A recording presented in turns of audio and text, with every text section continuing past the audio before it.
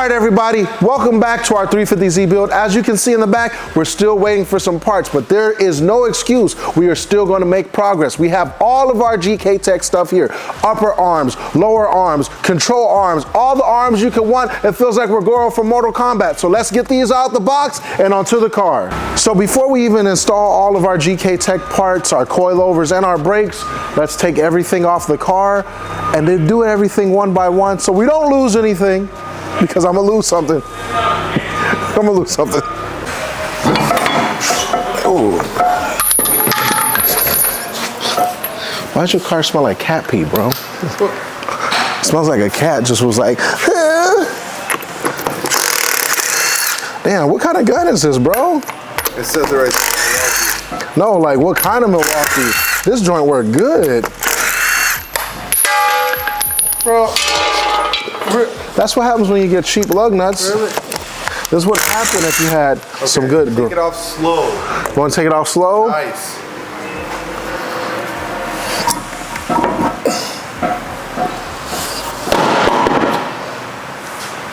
But, dude, that's a good wheel. That's my drift spare. I'm not letting you roll around on those. What are we rolling around on then? I'll get you something. All right. I'll get you something. All right, let's take a look at this joint. What do we got? Goofy ass. I don't know why people drill rotors. What do you mean? I don't like drill and slotted rotors. Why? Because there's less material on the surface for you to break. So if something happens, it'll crack and that's it. Okay. Sayonara. See you later. See you later, front brakes. It's locked.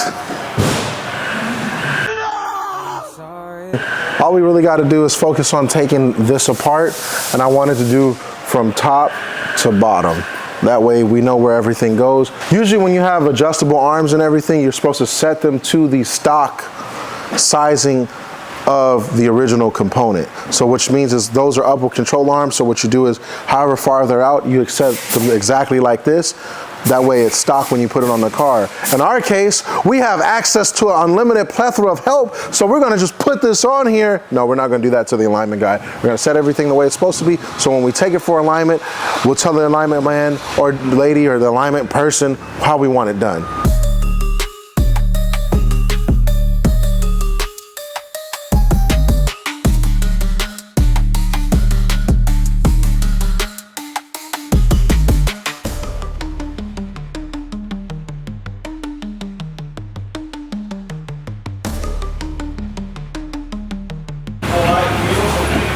Gary, what are you doing right now? Right now I am setting the upper control arm to OEM spec. The reason we're doing that, it is suggested from GK Tech, but also from here you can either dial in or dial back where you want it depending on what type of application of racing you're doing. Whether it be drifting, grip, or drag, everything has its own suspension setup, so it's always easier to start from stock. That way you can dial in where you want it to be. And how good are the instructions, be honest? So, I don't read Australian, but it's very simple. It says 90 millimeters from the nut to here.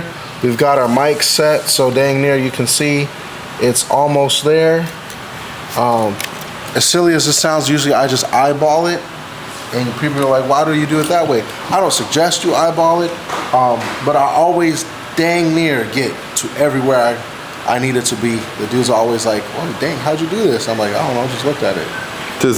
So apparently your alignment guy doesn't like you. My alignment guy, David on Monrovia Alignment, loves me. Why do you think he torque specs all my bolts?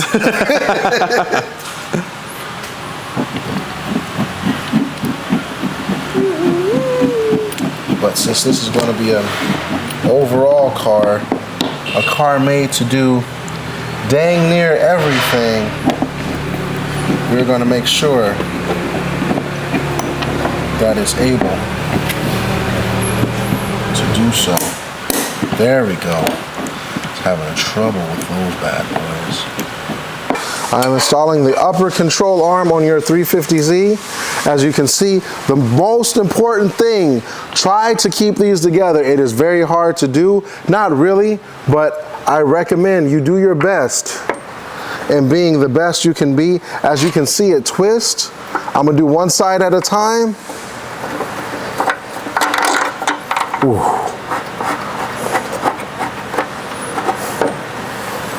And I'm gonna do my best not to scratch Noel's beautiful, beautiful, beautiful, beautiful 350Z. Brand new 350Z. Kelly Blue Book on this as it sits right now, $39,995, no less. I know what I got. Heck yeah, so now that we have our upper, we dang near tore this whole thing apart. Okay, so now let's show a little, this is our upper GK Tech. Yes. But if we go to this side, right? This is your, it's called trash.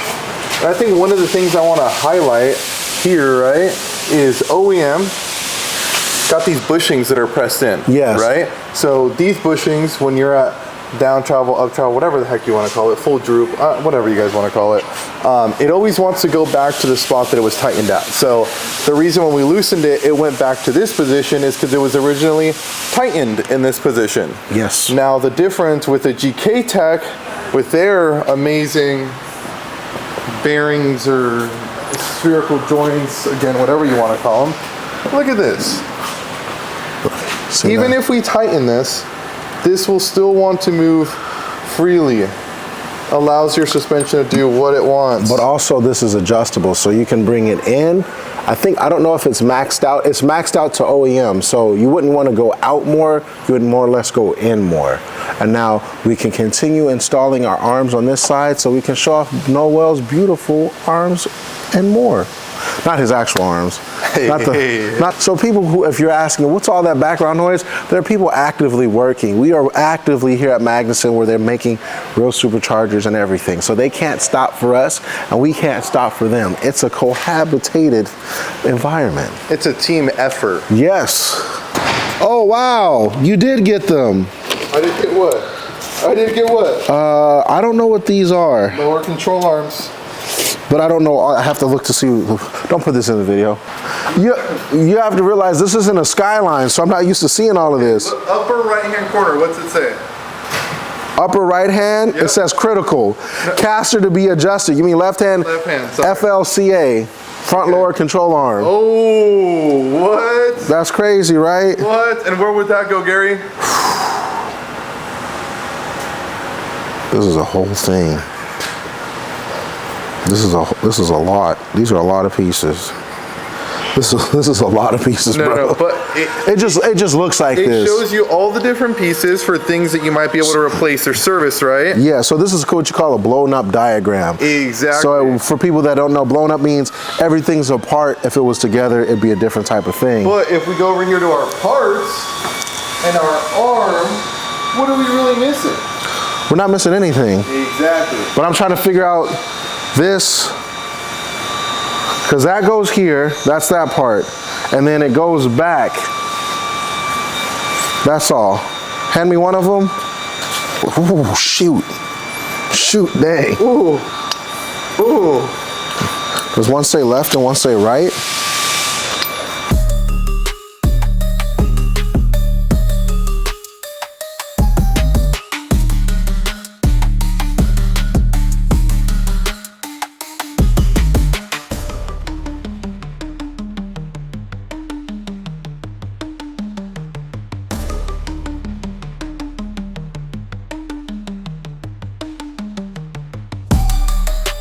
All right, guys, we got our BC Racing coilovers right here. Every custom build coilover you get this awesome little build sheet, which allows us to talk about this product a little bit more in depth of what we have set up for our Hemi kit. So, first of all, we got the BR Series Racing coilovers, which are absolutely amazing. They give you 30 clicks of adjustment. They're awesome for you to be able to fine tune your ride, whether that's for the street, the track, or even a little thing you could do is just write down each suspension setup you have for each track and dial in your coilovers. The other thing, the spring rate. What do we have for this monstrous Hemi motor with our Maggie 2650 that's going to go on it? So we got 18K rated springs for the front, 6 for the rear. And as you can see, your average 350Z would normally have a spring and shock setup in the rear. Well, we're not doing that. BC Racing coilovers, obviously full coilover suspension setup for the rear, so we don't even have to deal with that whole system. That system goes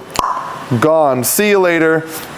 So we're gonna get to installing these beauty of coilovers and get this thing sitting right, riding nice, and handling perfect.